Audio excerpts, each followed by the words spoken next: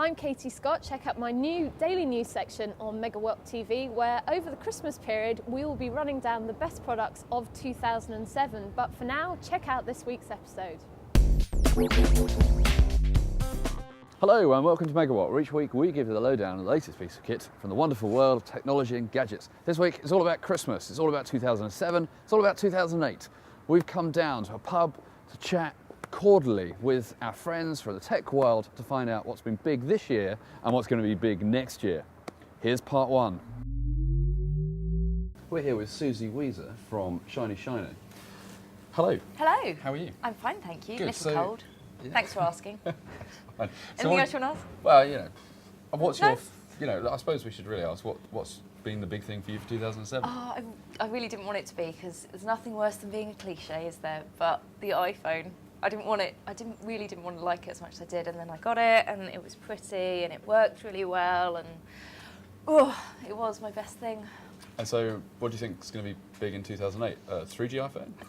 You can't just steal my answers. No, actually, it's going to be the Pleo, the little dinosaur. Cool. People are going mad for these things. And for those of us who don't know what the Pleo is? Pleo, little robotic dinosaur that mules and it has moods. Yeah, all that stuff you want robots to have.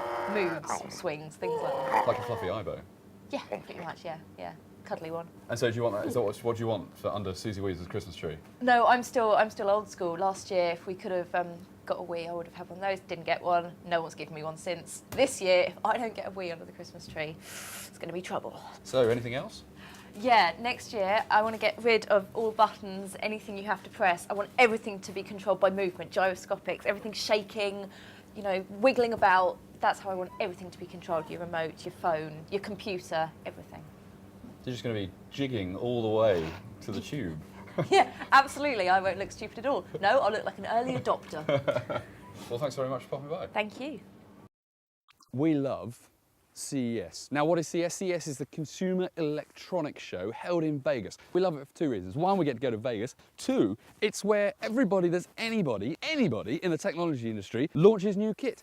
500 announcements in like 24 hours. It's brilliant. For a gadgeteer, you're going to get swamped with information. It's going to be so cool. It's like, oh my God, that's coming out. Oh my God, that's coming out. How exciting is that? And that is why we love CES. We're here with David Phelan, technology gadget writer extraordinaire. Thank you. What's been big for you in 2007? Well, I'm sure it's very predictable, but I would guess the iPhone has been the most, simply because it was strides ahead of everything else that has been there. It does more, it does things in the sexiest way possible.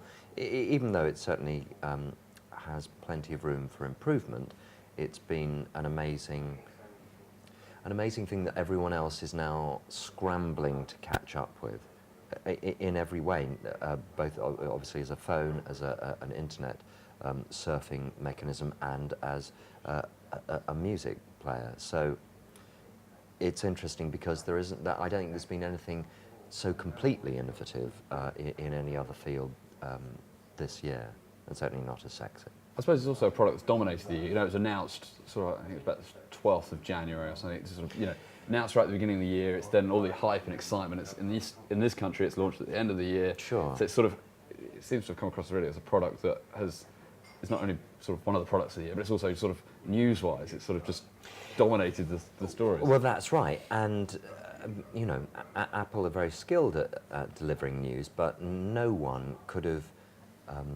done it if the product hadn't been as amazing as it was. And you're right, I mean, people like you and me have been desperate to get it until we actually could, and the hype has continued and never given up, precisely because the story is so good and the product's so remarkable. And so do you think 2008, are we going to see more iPhone sort of dominating?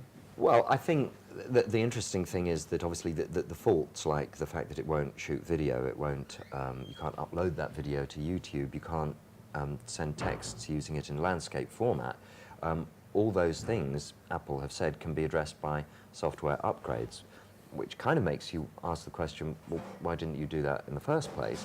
But yeah, certainly I think iPhone can dominate 2008 simply because every month or two, Apple, if they wanted to, could then say, now we've given you this facility and this extra feature and this new program. And that's kind of good as well, that an amazing product suddenly becomes better rather than, as most gadgets do, become obsolete and have to be replaced. And so apart from the iPhone, what do you think is going to be big in 2008?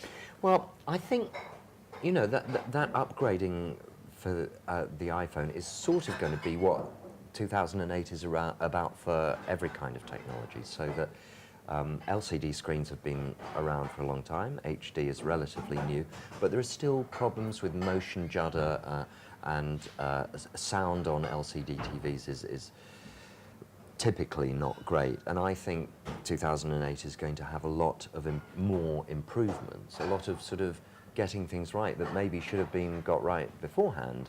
And not just for TVs, I think all kinds of technologies are seeking to improve rather than actually revolutionize what they do. TomTom's HD system for traffic management, for satellite navigation, or 3D maps that Neo are pioneering on SatNav are ways of making that technology more compelling rather than changing what people are going to use. So it's more of making it simple and things like that rather than technology for technology's sake? Well, yeah, I hope so. I don't know, maybe technology for technology's sake is what happens when you initially innovate, and then getting it right and making it practically more useful is what happens later on. And this will be the later on stage, I think. Cool. And so what's going to be under your Christmas tree this year? What are you hoping for? Yeah. Like if you could say, Stuart, go and buy you a gift, a technology gift, what would you ask me for? Oh, I see. Okay. Well, you see, presents under the Christmas tree, they don't look so good if you do that modern thing of putting the Christmas tree upside down to avoid the spiking of small children's eyes. But I don't know. What I'd really like is a really decent way of getting over the flu that I'm feeling at the moment. And if technology could help with that, then I'd be very happy. Well, there you go. Well, thanks very much for popping by. My and pleasure. Happy Christmas. Thank you, and you.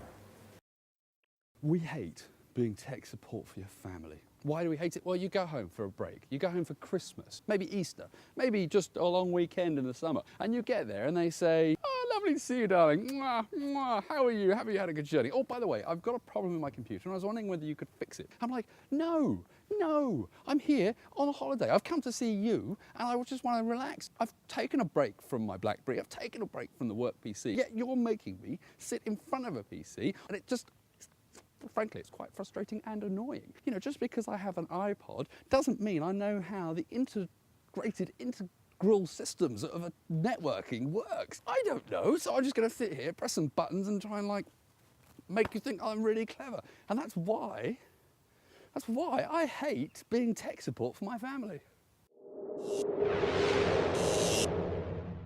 Well, there you have it. What's been big in 2007? What's going to be big in 2008? Well, that's it for this week. I hope you've enjoyed the show. We just want to say a very Merry Christmas from all of us here at Megawhat. And also tune in next week where we'll have part 2 of our predictions with some more gadget gurus. Thanks for watching.